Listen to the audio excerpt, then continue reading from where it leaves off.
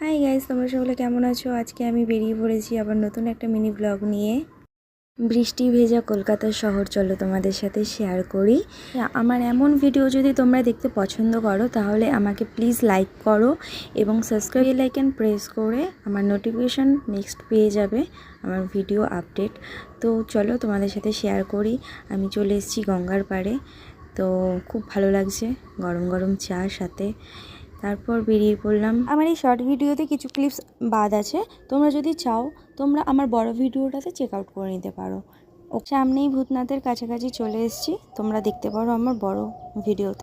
যেতে যেতে তারপর আমরা দেখতে পেলাম একটা চপের দোকান। এই বৃষ্টিতে চপটাকে কি মিস করা যায়? গরম গরম কচুরি হচ্ছিল সেই দোকানে, দেখলাম গরম গরম কচুরি ট্রাই করলাম। আর এটা আলু পকোড়া ছিল, খুব সুন্দর টেস্ট ছিল। তো খেতে খেতে একটু বেগুনি যখন দেখছিলাম ভাজতে শুরু করেছে দাদা,